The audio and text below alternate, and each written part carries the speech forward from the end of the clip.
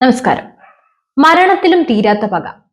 കേരള രാഷ്ട്രീയത്തിൽ അത്രയേറെ കോളിളക്കം സൃഷ്ടിച്ച രണ്ട് പേരുകളാണ് വി.എസ്. അച്യുതാനന്ദനും പിണറായി വിജയനും. ഒരു കാലത്ത് ഒരേ പ്രസ്ഥാനത്തിൽ തോളോട് തോൾ ചേർന്ന് നിന്നവർ. എന്നാൽ പിന്നീട് അവർക്കിടയിൽ രൂപപ്പെട്ടത് അധികാരത്തിന് വേണ്ടിയുള്ള ഒരു പോരാട്ടമായിരുന്നില്ല, മറിച്ച് വ്യക്തിപരമായ വൈരാഗ്യത്തിന്റെ തീവ്രമായ യുദ്ധമായിരുന്നു.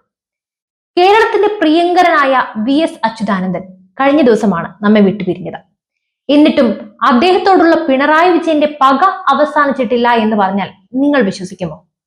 ഒരുപക്ഷെ നിങ്ങൾ ചിന്തിക്കുന്നുണ്ടാകാം, മരിച്ച ഒരാളോട് എങ്ങനെയാണ് ഈ പകയൊക്കെ തുടരാൻ സാധിക്കുക എന്ന്. എന്നാൽ പിണറായി വിജയന്റെ സമീപനങ്ങളും വാക്കുകളും നമ്മളോട് വിളിച്ചു പറയുന്നത് മറ്റൊന്നാണ്. അതെ, പിണറായിയുടെ പകയുടെ രാഷ്ട്രീയം. അഴിമതിക്കെതിരെയും സ്വജന പക്ഷപാതത്തിനെതിരെയും എന്നും ഉറച്ച നിലപാടുകൾ എടുത്ത നേതാവായിരുന്നു വി.എസ്. എന്നാൽ പിണറായി വിജയൻ എന്ന അഴിമതിക്കാരനായ ഭരണാധികാരി അദ്ദേഹത്തിന്റെ ഓർമ്മകളെ പോലും ഭയക്കുന്നുണ്ടോ എന്ന് നമ്മൾ സംശയിക്കേണ്ടിയിരിക്കുന്നു. വി.എസ്. അന്തരിച്ച ഈ വേളയിൽ പോലും അദ്ദേഹത്തെ നിശബ്ദനാക്കാനും ഓർമ്മകളിൽ നിന്ന് പോലും മായ്ച്ചു കളയാനും പിണറായി വിജയൻ ശ്രമിക്കുന്നുണ്ടോ? എന്തുകൊണ്ടാണ് ഈ പക മരണത്തിലും കെട്ടടങ്ങാത്തത്? കായൽ കയ്യേറ്റം മുതൽ സ്വപ്ന സുരേഷുമായി ബന്ധപ്പെട്ട സ്വർണ്ണക്കടത്ത് കേസ് വരെ, മാസപ്പടി വരെ നിരവധി അഴിമതി ആരോപണങ്ങളിൽ ഉഴറി നിൽക്കുന്ന പിണറായി വിജയൻ വി.എസിന്റെ നീതിബോധത്തെയും ആദർശങ്ങളെയും ഭയക്കുന്നതിൽ അതിശയിക്കാനേയില്ല. ജനകീയനായ വി.എസിനെ പോലെ ഒരു പ്രതിച്ഛായ ഒരിക്കലും പിണറായിക്ക് ഇതുവരെ ജനങ്ങളിൽ നിന്നും നേടിയെടുക്കാൻ സാധിച്ചിട്ടില്ല. അതിന്റെ എല്ലാം പ്രതിഫലനമാകാം വി.എസിനോടുള്ള മരണത്തിൽ പോലും തുടരുന്ന ഈ വൈരാഗ്യം.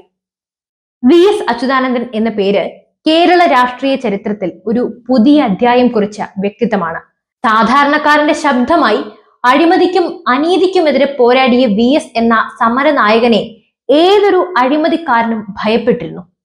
അദ്ദേഹത്തിന്റെ ആദർശങ്ങളെയും ജനങ്ങളോടുള്ള പ്രതിബദ്ധതയെയും ആർക്കും അങ്ങനെ എളുപ്പത്തിലൊന്നും മായ്ച്ചു കളയാനാകില്ല.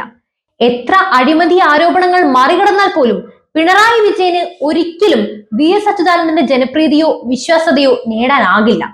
വി.എസിന്റെ ഓർമ്മകളെ പോലും വേട്ടയാടുന്ന പിണറായിയുടെ ഈ നീക്കങ്ങൾക്ക് പിന്നിലെ സത്യാവസ്ഥ ഇതാണ്.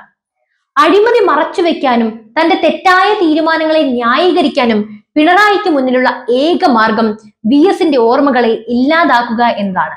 എന്നാൽ എത്ര ശ്രമിച്ചാലും വി.എസ്. അച്യുതാനന്ദൻ കേരള ജനതയുടെ ഹൃദയങ്ങളിൽ ജീവിക്കുമെന്നത് തീർച്ചയാണ്.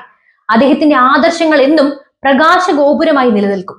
അപ്പോൾ ഈ വിഷയത്തിൽ നിങ്ങളുടെ അഭിപ്രായങ്ങൾ തീർച്ചയായും കമന്റ് ബോക്സിൽ രേഖപ്പെടുത്തുക.